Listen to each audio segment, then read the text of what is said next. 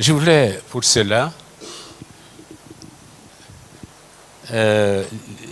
lire un passage dans Hébreux chapitre 13 verset 8 où il est dit « Jésus, le même hier, aujourd'hui et éternellement ». Et aussi dans Ecclésiaste au chapitre 9, le verset 11, où l'Ecclésiaste dit « J'ai vu sous le soleil que la guerre n'est pas aux agiles, etc. » et termine par « Tout dépend pour l'homme du temps et des circonstances. » Et dans Ecclésiaste au chapitre 3, eh bien, il est dit « Il y a un temps pour tout. Un temps pour mourir, un temps pour vivre, un temps, etc. Un temps pour planter, un temps pour arracher. » Et ce matin, je voudrais intituler notre méditation « Il était une fois ». Il était une fois. En fait, c'est l'intervention de l'histoire dans la vie de l'homme. Et quand on dit « il était une fois », c'est que c'est un événement qu'on raconte, mais c'est un événement passé. Il y a des gens, il y a eu des victimes de la situation, il y a des gens qui n'ont pas survécu, mais ceux qui ont survécu et qui ont vécu racontent l'histoire. Mais c'est aussi une façon de dire tout ce qui arrive passe. Dans la King James version, ce que j'ai aimé, c'est l'expression « it came to pass », c'est-à-dire « il arriva que ». La situation est parvenue, est venue, mais la situation a passé. Il était une fois. Il était une fois. Eh bien, les années passent, mais les événements ne se ressemblent pas. En tout cas, en début d'année, nous nous sommes salués en disant, en souhaitant et vraiment en espérant une nouvelle année. Une meilleure année. L'année 2020 devait être meilleure que l'année 2019. Et voilà que nous vivons les pires des situations. Nous avons espéré le meilleur. Et voilà que le coronavirus est venu sur la scène, dans le temps, et a vraiment bouleversé la donne. Non seulement pour un pays, mais pour tous les pays. Non seulement pour un groupe donné, mais pour tous les groupes. Semant la panique, la terreur, et plongeant les hommes et les femmes dans une incertitude. Personne n'est certain du lendemain. Personne ne sait ce que le lendemain va nous apporter comme problème. Dans Hébreux chapitre 13, il est question de ce qui change et de ce qui ne change pas. De ce qui subit l'histoire et de ce qui reste en dehors de l'histoire. Le temps. Parce que le temps lui-même, il change et il ne change pas. Il paraît que ce sont les hommes qui changent, que le temps lui-même ne change pas. Mais Einstein a prouvé qu'on peut retarder le temps. On peut retarder le temps. Et l'histoire nous apprend qu'il y a des fois où on a suspendu le temps. Quelle que soit la définition que nous apportons au temps, parce que pour Aristote, le temps est la mesure du moment. C'est la mesure seulement du moment. Il y a le temps historique, passé, tradition, division en mois, jours et heures. Il y a le temps linguistique. Par exemple, je prends la parole, c'est un temps linguistique. Il y a le temps social. Par exemple, la période, les différentes périodes de l'année, les fêtes. Il y a le temps juridique, la durée d'un contrat. Il y a le temps économique. Et comme on dit, time is money. Et aujourd'hui, eh bien, ce temps-là a été envahi par un événement qui a modifié quelle que soit la définition du temps. Que ce soit un temps social, eh bien, nous n'avons plus l'occasion de nous réjouir. Les mariages sont écourtés, en tout cas les festivités sont écourtées. Il n'y a plus de festivités en tant que telles. Il y a le couvre-feu à partir de 19h.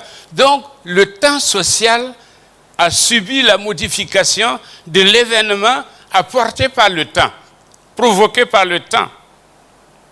Le temps économique, eh bien, le monde entier.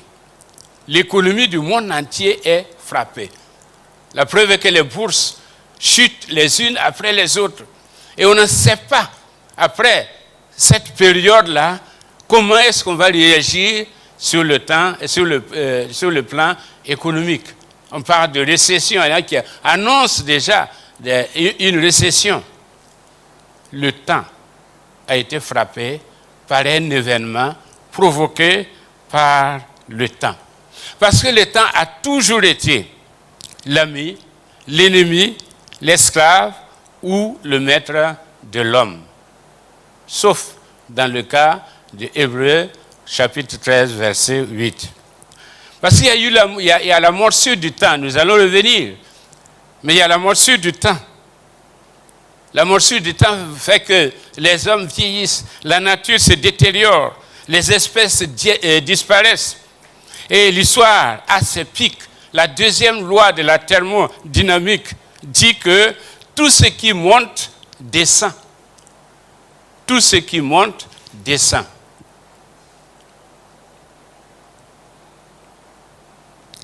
Le temps est source d'effroi. C'est pourquoi Baudelaire lui-même, dans les Fleurs du mal, avait dit « Horloge, Dieu sinistre ».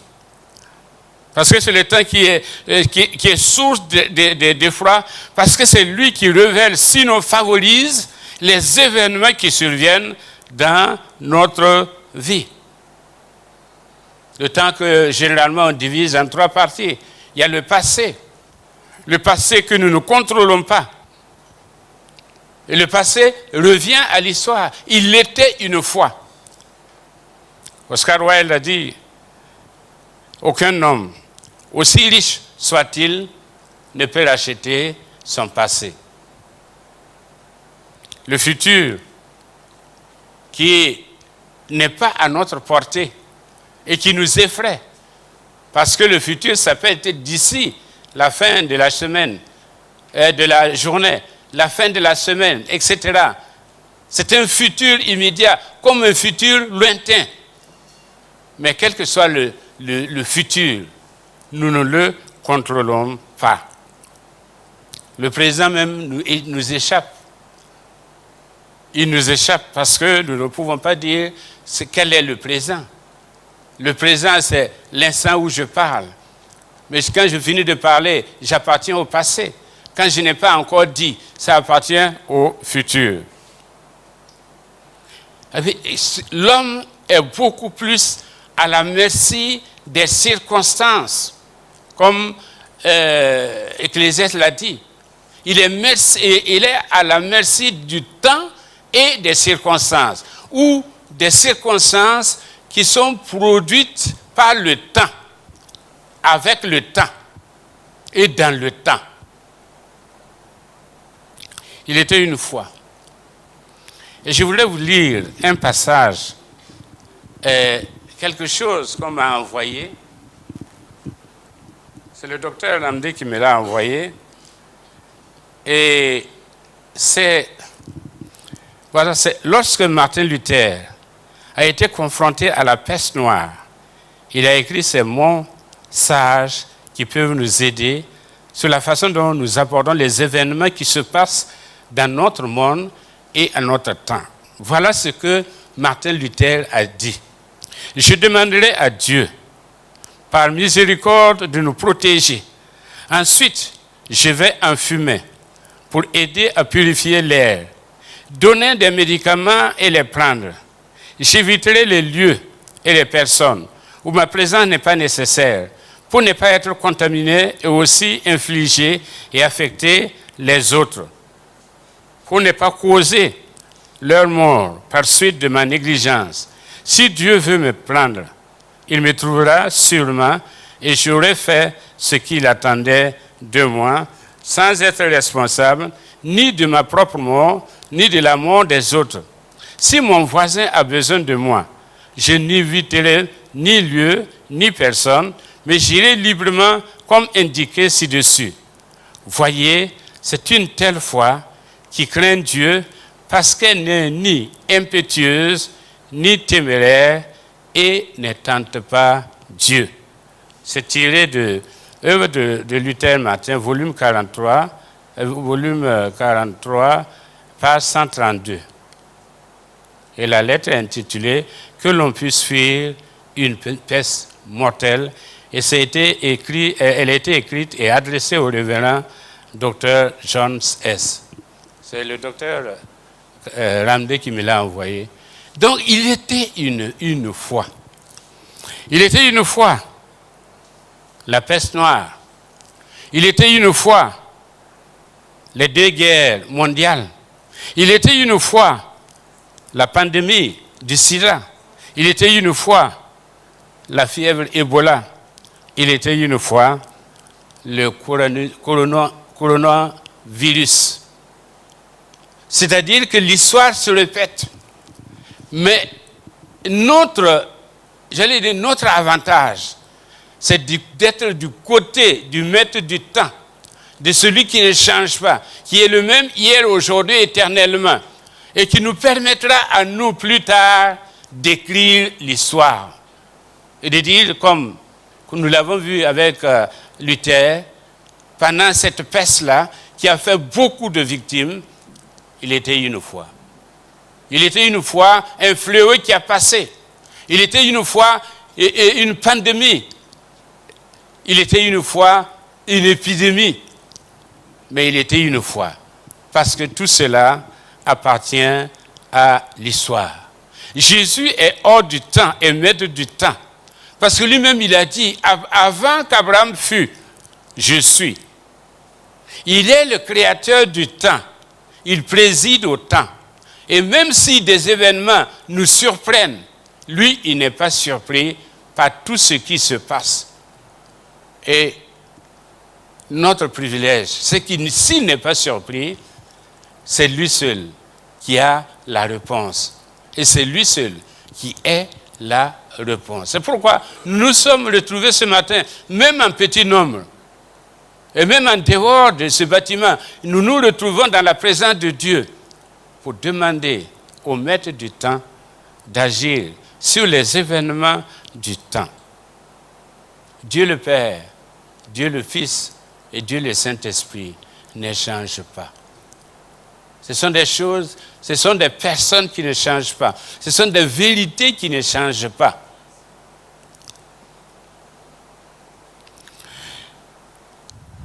Et s'il est avec nous, d'abord, il va gérer notre temps à nous, gérer les événements. Il a dit, vous aurez des tribulations dans le monde, mais prenez courage, j'ai vaincu le monde. C'est ce qu'il nous a fait comme promesse. Vous aurez des tribulations dans le monde, mais prenez courage. Cela aussi va passer. Et vous allez pouvoir dire, il était une fois. Il couvre notre passé. Il efface les aspects négatifs du passé pour nous permettre de continuer à avancer. Il préside à notre présent. Il le rentabilise et le stabilise. Nous vivons actuellement dans une panique générale.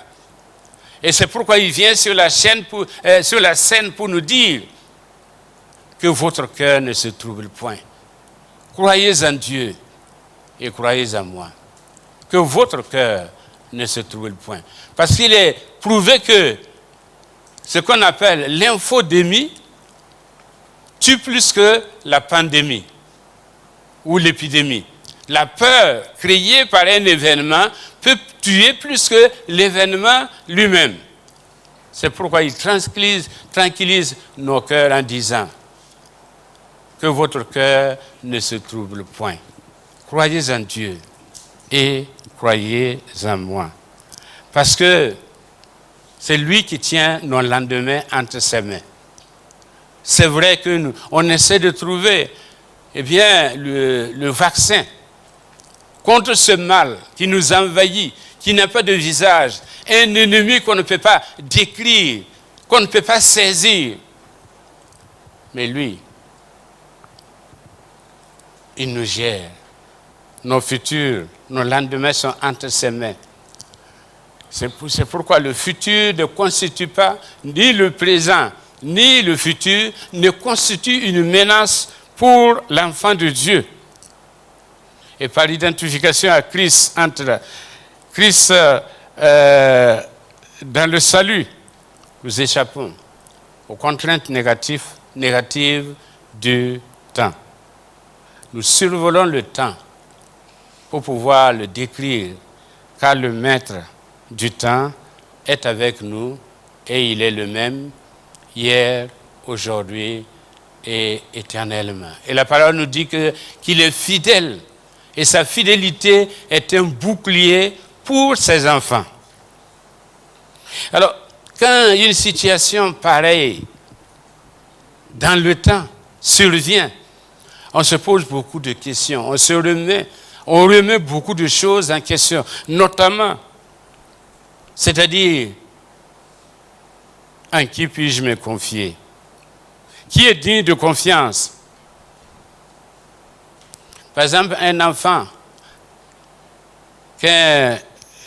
qu'une mère remet à un étranger n'est pas à l'abri, n'est pas content parce qu'il ne sait pas s'il peut avoir confiance à cet étranger-là. Il n'a pas confiance. Il pleure parce qu'il n'est pas confiant. Alors, la question qu'on se pose, c'est à qui puis-je me confier? Est-ce que je peux me confier aux spécialistes de la santé? Est-ce que je peux me confier aux médicaments prescrits?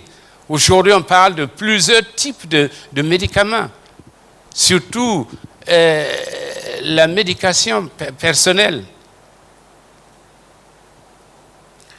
Et la deuxième question, qui veut de moi? Est-ce que j'ai encore de la valeur? Et d'ailleurs, même la question qu'on se pose, est-ce que je ne vais pas mourir? Et si je meurs, quelle est ma valeur? Est-ce que réellement, j'aurais vécu cette vie voulue par Dieu? Parce que la question, qui serait triste si je n'étais pas là?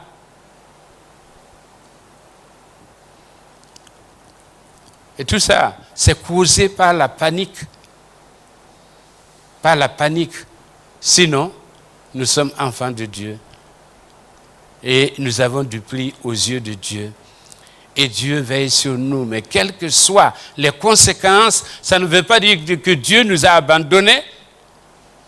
C'est simplement, le cours de l'histoire. Mais Dieu reste en dehors de l'histoire. Et ce qu'il avait décidé pour nous, c'est ce qu'il fera. Troisième question, c'est le qui suis-je? Est-ce que je suis vraiment un enfant de Dieu? Est-ce que la situation historique peut nous amener à nous poser des questions fondamentales, remettant fondamentalement nos acquis. Est-ce que je suis vraiment un enfant de Dieu? Oui. Nous sommes des enfants de Dieu. Et puis, la quatrième question, quel est mon projet de vie? Est-ce que ma vie a un sens? Est-ce que je dois continuer à former des projets? Est-ce que je dois continuer ma vision? La difficulté peut nous amener à arrêter notre projet de vie. Mais on avait demandé à Luther justement, si Jésus revenait dans 3 jours, que ferais-tu? Il a dit, si Jésus revenait dans 3 jours, demain j'irai planter un olivier. Demain j'irai planter un olivier. C'est comme quelqu'un qui dit, je vais planter un tamarinier ou un baobab, sachant que ça met peut-être 20 à 30 ans avant de produire. C'est-à-dire, je vis comme s'il allait venir, mais je travaille comme si son avènement allait être retardé. Mon projet de vie ne sera pas arrêté par le cours de l'histoire. Non, parce que je n'appartiens pas à l'histoire. Je suis au-delà de l'histoire parce que j'appartiens à une personne qui est en dehors de l'histoire. Puis finalement, la dernière question, c'est est-ce que j'ai un avenir? Est-ce que j'ai un avenir? Si je meurs maintenant, eh bien, est-ce que j'ai un avenir? Et ma progéniture, et mes enfants, que seront-ils? Comment seront-ils assurés? Est-ce que j'ai un avenir? Oui. Je connais le projet que j'ai formé à ton endroit. Projet de paix et de bonheur, afin de te donner un avenir. Amen. Et de l'espérance. Ton avenir n'est pas lié à une pandémie quelconque. Non. Laisse le monde s'effrayer parce qu'effectivement, le monde n'a pas d'avenir. Mais toi, qui es confiant dans le Seigneur, tu as un avenir. Et bientôt, tu pourras dire, il était une fois. Et j'ai été témoin de ces choses-là. Le monde est troublé, mais nous ne devons pas l'être. Nous n'avons aucune raison d'être aussi paniqués, troublés comme ceux du monde. Parce que celui qui a dit « Je suis avec vous », c'est l'Éternel. C'est l'Éternel. Et comme la Bible le dit, même quand nous ne sommes pas fidèles, lui, il demeure fidèle. Alors, quelle leçon pouvons-nous tirer de tout cela? Dieu sait en quel temps nous vivons. Il sait que nos cœurs, quand ce n'est pas nous, c'est quelqu'un d'autre, c'est près de nous. Et ça crée un sentiment de malaise, voire un sentiment de peur. Parce qu'un ennemi qui n'épargne personne, qui ne connaît ni puissant, ni faible, qui ne connaît pas de riche, ni de pauvre, qui ne connaît pas de pays, qui n'épargne aucune religion, qui n'a aucune couleur. Comment faire face à cet ennemi-là? Eh bien, comme on dit, si dans la vallée, c'est-à-dire dans l'épreuve, on apprend quelque chose, on devient meilleur. Mais si dans la vallée, on n'apprend rien, on devient amer. Et nous voulons que dans cette situation, que nous apprenions quelque chose. Comme ça, on sortira meilleur, au lieu de sortir amer. D'une manière générale, je pense que les leçons que nous pouvons tirer, c'est que les gens ont survécu à des crises communautaires. Ceux qui ont survécu à des crises communautaires sont ceux qui ont montré une certaine solidarité. C'est ceux qui étaient solidaires. Le virus ne connaît ni patrie, ni position, ni appartenance religieuse. Il frappe qui il trouve et là où il te trouve. C'est à nous de faire front commun. Et je crois que l'Église obéit à ces recommandations-là. L'Église obéit à ces recommandations, sans oublier ces fondamentaux qui sont de prier, parce que c'est Dieu seul qui est la solution. Mais nous devons être solidaires à tout point de vue.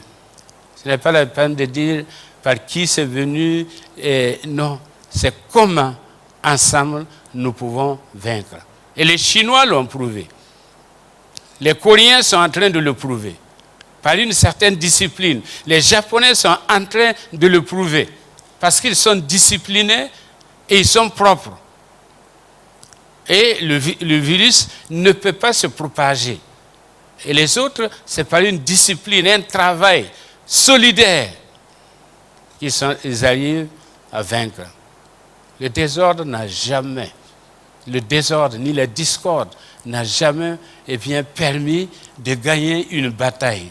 C'est l'ordre et la discipline qui permet de gagner la bataille. Deuxièmement, nous devons faire preuve d'humilité. Nous savons que ça n'arrive pas qu'aux autres. Ça peut nous arriver aussi. Et s'il est vrai que l'homme est un remède pour l'homme, il peut s'avérer que l'homme est un poison pour l'homme. Mais on peut atteindre une super spiritualité qui pense que si quelque chose, un malheur arrive aux autres, c'est à cause de leur faute. C'est parce qu'on a commis des fautes. C'est parce que. Soyons humbles pour reconnaître que si Dieu nous permet de pouvoir écrire l'histoire et de pouvoir dire « il était une fois », c'est dans sa grâce et dans sa miséricorde. Ce n'est pas parce que nous sommes meilleurs. Nous ne sommes jamais meilleurs pour que Dieu nous donne quelque chose. Mais nous ne sommes jamais assez mauvais pour que Dieu nous refuse quelque chose. Tout ce qu'il fait pour nous, c'est dans sa grâce. Parce que ce phénomène nous montre la finitude de l'homme. La finitude de l'homme. L'homme n'est rien. Il n'est rien. Il suffit d'un vent et le souffle passe. L'homme n'est rien. Parce que les riches meurent comme les pauvres, les puissants comme les faibles. Parce que l'homme n'est rien.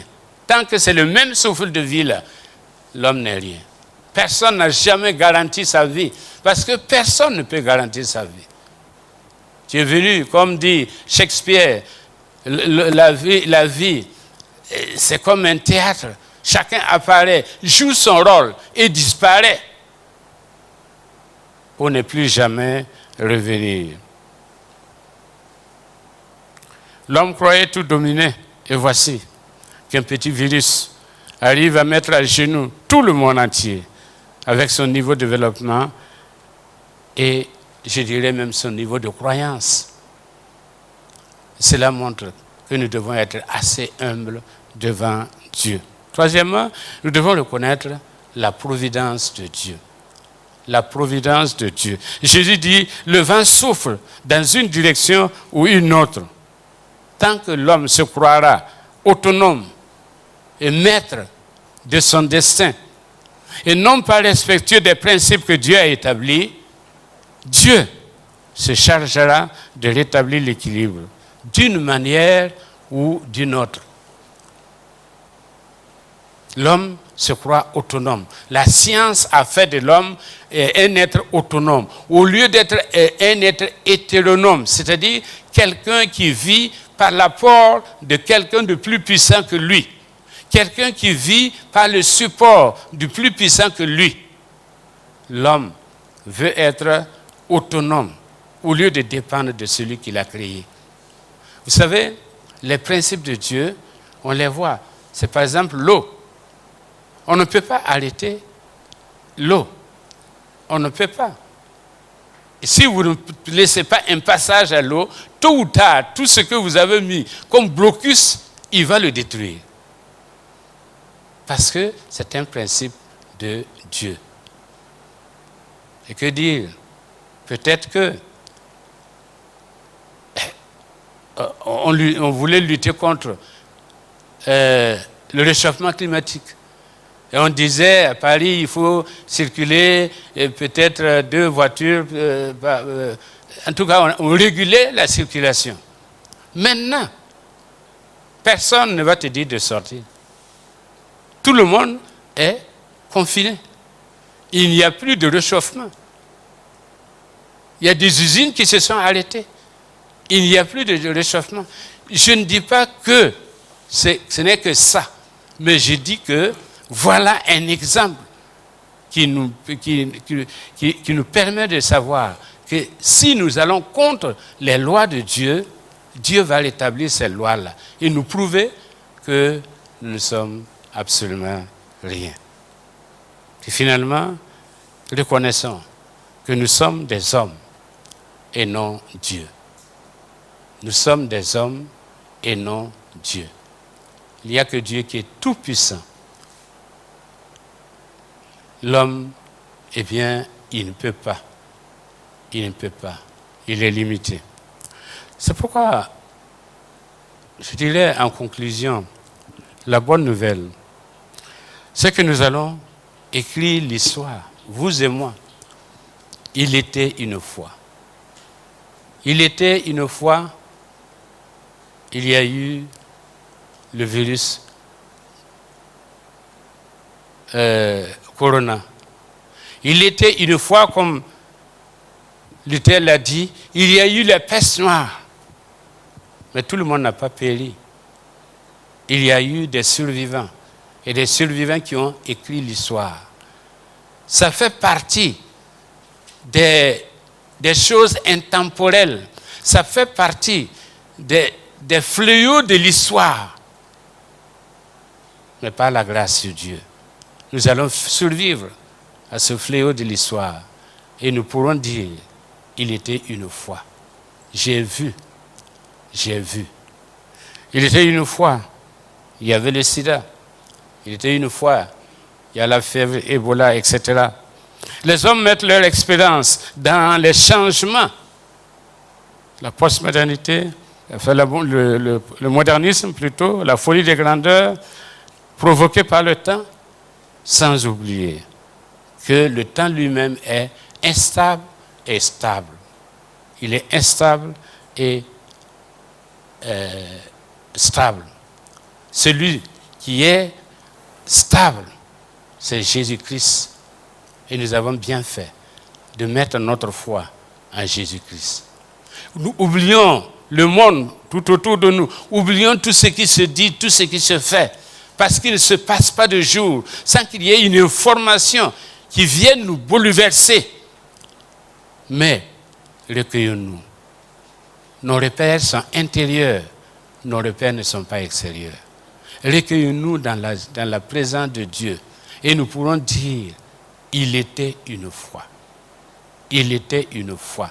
Parce que le temps n'a rien à voir avec notre croissance. Le temps n'a rien à voir avec notre bien-être, notre croissance. Eh bien, notre avenir, notre histoire se trouve en Dieu, écrite par Dieu.